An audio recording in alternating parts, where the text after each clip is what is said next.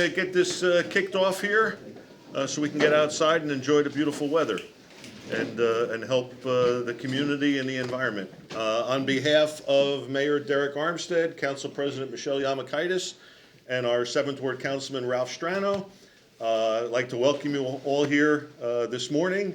I think we're probably going on at least 8 years maybe that we've been doing these cleanups and plantings.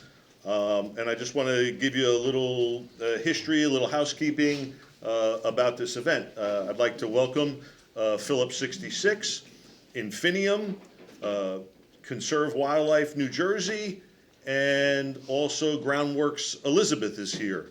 Later on this afternoon, a new group was going to come by, and that's Bud's Goods, a new company in town on Commerce Road that does packaging of cannabis. They want to plant cannabis at our No samples, no samples today, no samples. I was going to say, we're going to need more sandwiches.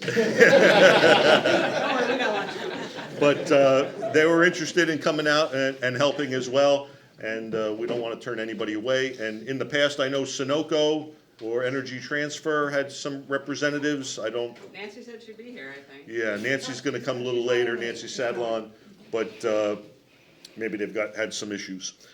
Just a little history. I see a few new faces. The faces that I recognize are going to say, "Oh, geez, Joe's going to talk again."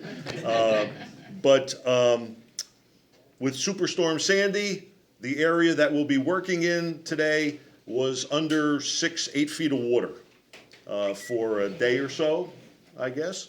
And there were homes, as you can see on this map. We'll be working in this area here. Okay, there were homes here. 22 homes were bought out by the New Jersey Department of Environmental Protection and their Blue Acres program. What they do is they buy out properties that were prone to flooding, get people out of harm's way. You don't have to send OEM personnel, or you don't have to risk other people's lives to save people that are living in the flood hazard areas. So the state buys those properties up at fair market value, and the city has to maintain it. Okay, so we also lose tax revenue, but we're not putting people in harm's way. There are, I think I just said, there's 22 properties here, and we have 4 properties over on Emma Place near 13th and Clinton Street. 4 properties over there adjacent to the cemetery. I think we offered it to over 40 property owners, and 26 took it. Currently in the state of New Jersey, there's over 700 Blue Acres properties. Woodbridge, Rawway, Sayreville, probably Bound Brook, I'm sure, Linden, but there's over 700, and they've just reestablished the Blue Acres program, and a few other properties that are flood prone in Linden in a different area were accepted into the program, and they're just waiting to find out their offer, their property, their value. So with the Blue Acres, you can't have any structures, you can't have park equipment, playground equipment. It's an open floodplain. Okay. After Sandy, there's been a lot of studies done along the coastline, and Rutgers was involved doing work for the DEP along the Arthur Kill area, and they approached the city and said, "Hey, National Fish and Wildlife has a grant program. Maybe we can, put something together and see if we can get some monies to enhance this Marshes Creek." It's a tidal creek that runs out to the Rawway River, which goes to the Arthur Kill. And at the time, this was about 2015, at the time, we said, yeah, sure, go ahead. We didn't think that we'd get anything because we weren't an area like Bound Brook or Wayne or some of these other areas, Cranford, that really floods. And lo and behold, because of the tidal area, the ecosystem that's here, Fish and Wildlife thought it pretty advantageous to get into this project, and we were awarded over $2 million, $2.4 million, I believe, to do green and gray infrastructure improvements to this area which feeds the Marshes Creek. Some of the things included the rain gardens that are around Memorial Park, okay? And also we installed in 2 different parking lots some porous pavement. All of these, so there's green, the rain gardens, and gray infrastructure improvements was the porous pavement. So those things slow down the stormwater. Okay, everybody wants to get the stormwater to the creek quick, but you don't. You want to slow that stormwater down. You want to get that stormwater back into the ground.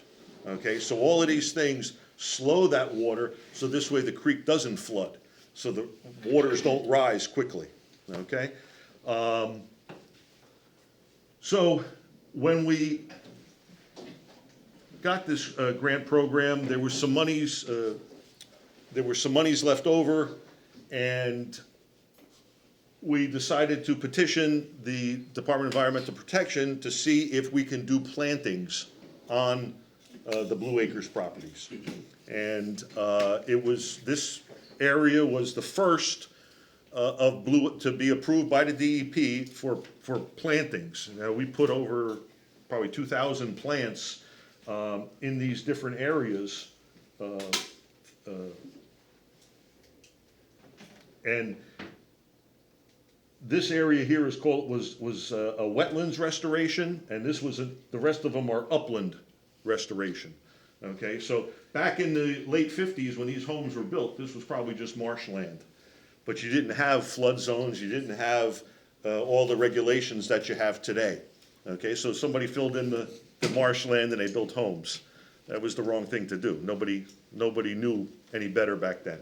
Okay, so when we did this restoration, this wetland restoration, we ended up taking like 1,000 cubic yards of material out of there. So this way, if the creek did flood over, or if the tide did come in too much, that a lot of the water would just be held up in this area, then going further into the community.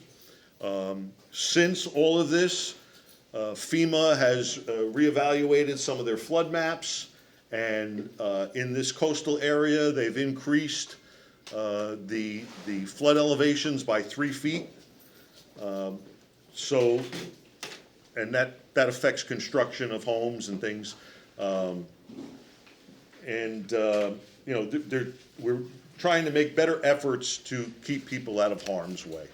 That's the bottom line.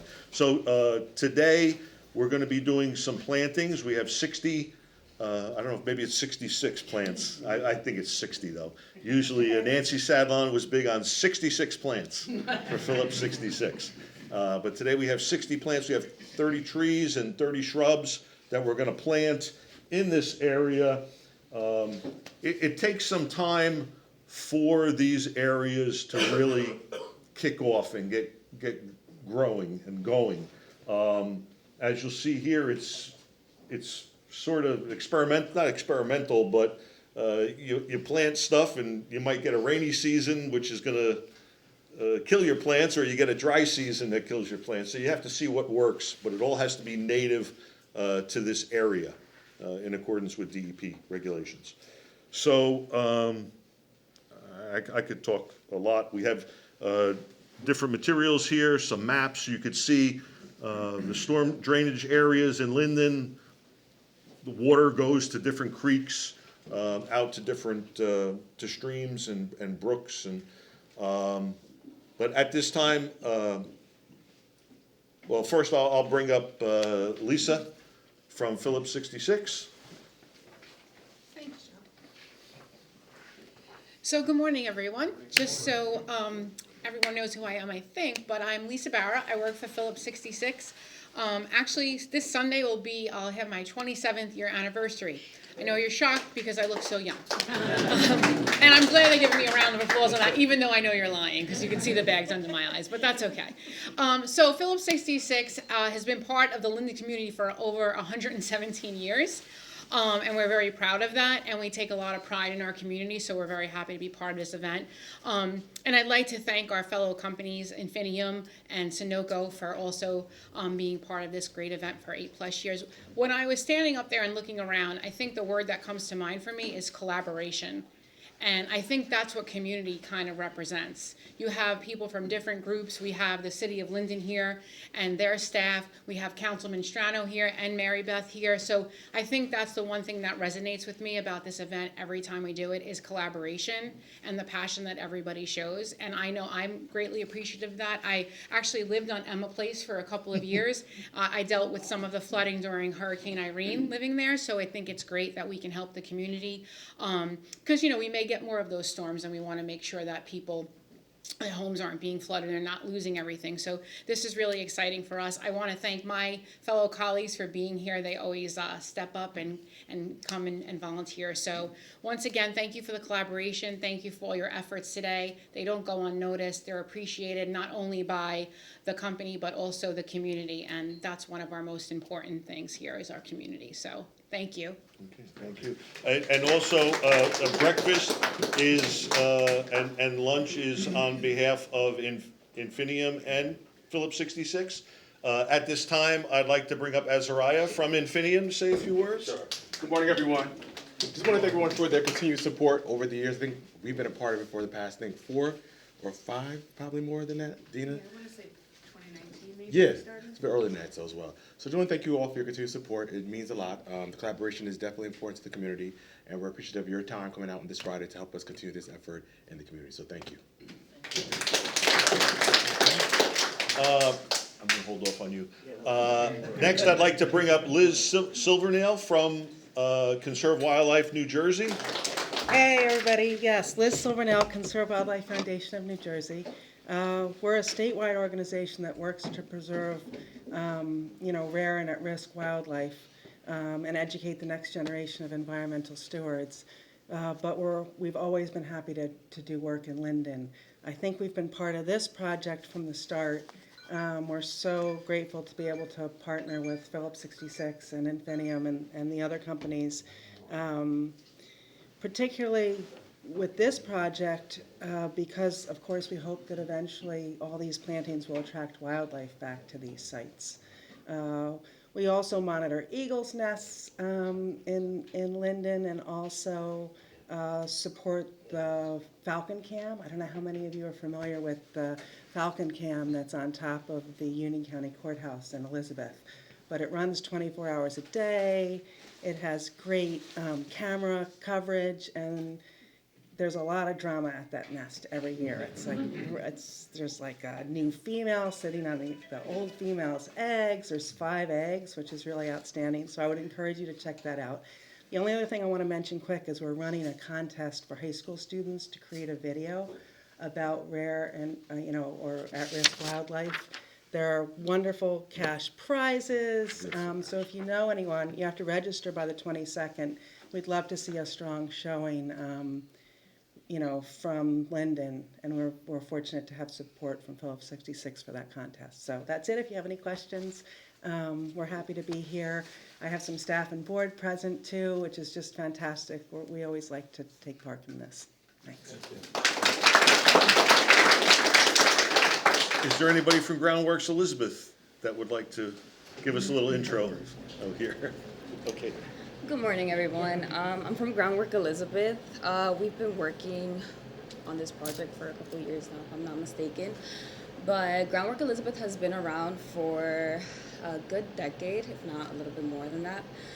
We have a couple teams that actually do wonderful things around Elizabeth.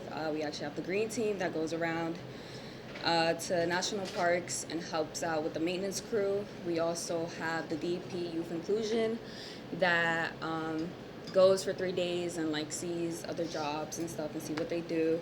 And for 2 days, they work on a project for the community. We also have the Mayor's Youth Council that meets for a day with the mayor and kind of goes over stuff that's going on in Elizabeth, and also they do air quality walks. They like have GPS monitors that, and like they go in quadrants around Elizabeth to monitor the air to see like where they can improve it, because we have a highway going through it, and also we have the port and the airport. We also have the farm crew, which we have a micro farm behind a library in Elizabeth, which they do a lot of maintenance there, and it's kind of a way to show the community that you're able to grow in your backyard. Like, it's doable, even though it's a very like populated community. But overall, Groundwork Elizabeth just loves to give back to the community and see what ways it can give out, and we donate all the time. And yeah, that's kind of what we do. Thank you. Although the name is Groundworks Elizabeth, they do venture out to other communities and give their support to get young people or people in general interested in the environment and helping nature.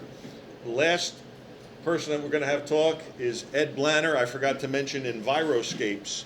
Enviroscapes was the company that constructed the rain gardens here and also did the wetland, all that work here. But they continue to come back and volunteer for this event twice a year. And we thank Ed Blaner for that. And Ed ordered the plant material for today and provides his expertise for this restoration project. Ed, if you come around here and just kind of talk about what we're going to do today or give a little insight. Yeah, so we have about 22 properties that were part of the Blue Acres plan, of which we planted. Traditionally, what they did in the past, they still do in some cases, when they knock homes down, they just put grass down and walk away. We took the initiative to create some floodplain areas back on Madison Avenue. If we had a map, we could show that. And things have been working well. This year we brought about 600 trees down to plant. We ordered 60 plants and trees, 30 trees, 30 shrubs. I have agriform fertilizer, 1 tablet will go in each hole. I brought fabric to put around the tree for a weed barrier with some staples. Just be careful to stay like 3 per each will be enough. We're going to use, once we plant the trees, either in existing locations, for the most part I suspect is existing. We'll use the existing tree cages, and there are by the pump station on Madison Avenue about 40 some tree guards and tree cages that we've salvaged over the years. I don't know if I have enough zip ties though. So if We'll get more zip ties yeah, I have if you need some. them. So yeah, there might be something, but you basically just put, what we're gonna do is plant the tree, put an agriform inside, fertilizer, on the bottom of the hole, and then we'll just use the tree guards that we have, the tree cages, to protect those plants. We can weed a little bit if there is, probably some weeding to pick it up, but I got that black weed barrier, so you can put that around there and just staple it in, and it'll really work out pretty well. So the plants were selected actually by Phillips 66 and Infineum, so they did a good job in selecting them. Rob has volunteered in the future to always be doing that. We're making He's a funny guy. Couple things just today. I mean, it's going to get warm, so just be careful. Hydrate a lot. Water primarily, but if you need electrolytes, by all means. Ticks, insects should be an issue. You know, today look out. You have, spray. Let's spray yourself if you want. We haven't seen, there might be deer out there, but we haven't seen that. In working around some of the existing cages and one of the new ones, snakes seem to habitat there. So you might see small garter snakes or black snakes.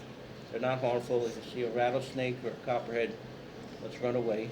There should be no black bear here or wolverines or anything, so we're okay. But, again, safety first. Slips, trips, and falls, always important. You're going to be working on uneven terrain, so let's make sure we're safe in that respect. Wear gloves, proper tool for the proper job, all the stuff you're trained every day with. We want to follow that procedure. I have 4 hammers to help, but 2 are like waxes, like I used to call them. So we want to just be careful when we're installing the staples. some of the staples will just go right in by hands, and, you know, so you can just push them in if the ground is soft, but.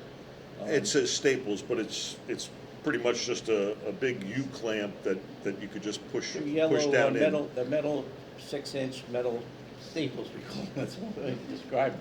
But they slide right in, and once you put the fabric down, they just go right into the ground. 3 should work perfectly. Like I said, I think I brought over 100 and some, but just play it safe. So we have iron rakes, we have shovels. I do have some pruning shears, but maybe leave that to somebody who's got a little more knowledge in trimming trees. Our DPW staff will be joining us today, and we'll have plastic bags for trash, paper bags for any vegetative waste. They'll be doing a pickup at various times during the course of the day. In our DPW vehicles, we have a first aid kit. I do have some bug spray as well, and some suntan lotion,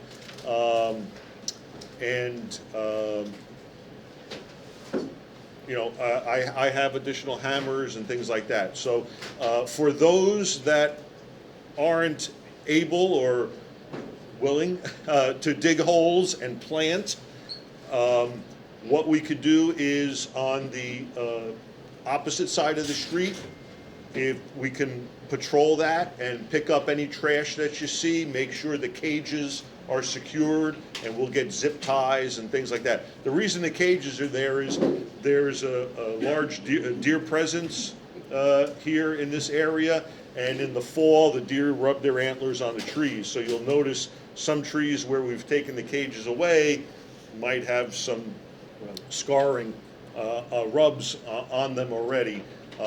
So last fall we thought we could get away with not having the cages, but we might have to reinstall some cages. There's a logic with the cages. Once some of the plants and shrubs have just grown really large and start to actually advance beyond the perimeter of the cage, you know, at that point we're just taking them off, because you see the deer just nibbling around. But at this case, when these plants, some of these plants are over 5-6 years old, so even the buck rub now is really not as significant as when they're younger. 6 years old seems to be the rule of thumb where you start getting a plant pretty much established. Should have like a 4 to 6 or greater caliper, so that works too. How many have volunteered before? Some of the faces look familiar. Oh, we got a lot of us. Okay, so we know what we're doing. Good to know. You guys work hard too. I know most of you didn't want to go when it's Fridays. You want to work like 3:34. I'm like, these people are crazy. Get out of here. So we should have 60 trees, and we have enough to do. We can spread those trees. I'd like to get somewhere into the main floodplain area on Madison Avenue, but where the park-like settings are, there's openings where you see there used to be a plant. Find a spot, pick a plant, pick a tree, and just plant it. Yeah, if you have questions, pretty Cool. much I'll be Ed here. and myself, Yeah. Robbie knows too, so he's here. and Rob and Dina know, And Dina. have, Kevin's here. okay, Oh, Kevin, okay, good. all right. I would trust Kevin better. At this time, I'd like to bring up Councilman Ralph Strano. Thanks, Joe. Listen, it's been a lot of talking. Yeah, I'm a politician, but I'm not going to go into that. He's a nice guy, though. I have to leave for a couple hours this morning. I have to attend a wake for a former coworker, but I'll be back. I'm usually here digging in with everybody else. You know, I walk the talk, and this year we got a special treat. My wife's retired now, and she's going to be volunteering with us. But mainly, I just want to say thank you to everybody. This is phenomenal. We get more and more people every time we do this, and I'm just so grateful. And I live right here. This is my neighborhood, so from the bottom of my heart, thank you to everybody, and thank you to the companies, and thank you to my staff here. I don't know where else I would be so fortunate to have the kind of city employees that I have that take an interest in this.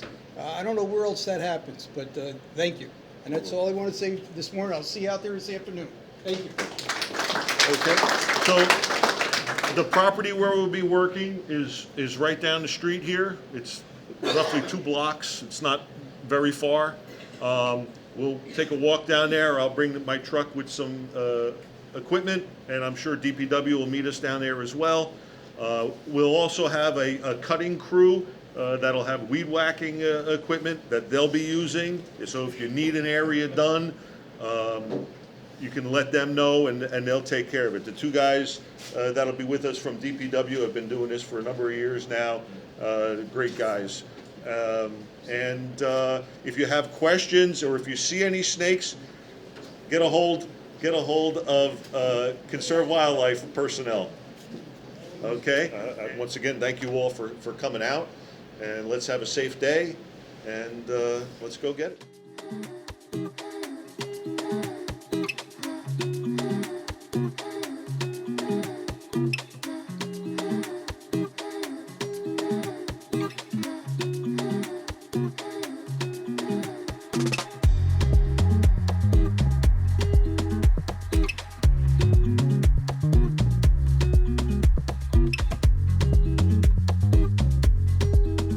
My name is Nancy Sadlon. I am currently with Sunoco and Energy Transfer. So I've been involved in this project for probably 12 years, starting with the inception of the idea of doing a restoration project here.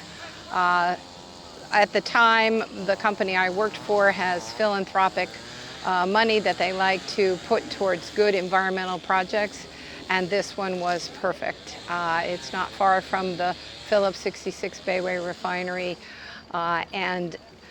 so we proceeded to make proposals, get approval through the New Jersey DEP Blue Acres program, collaborate with the city of Linden, and it's been just a fabulous restoration project that has won a couple of awards from native plant societies.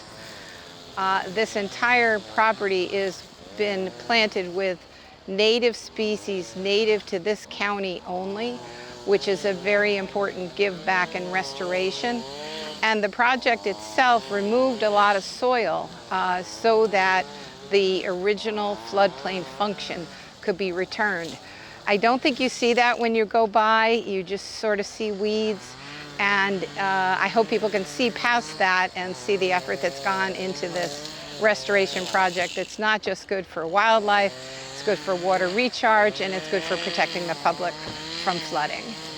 What I would like the community and anyone to know about projects like this is that it is not just a natural area that's been left unmaintained.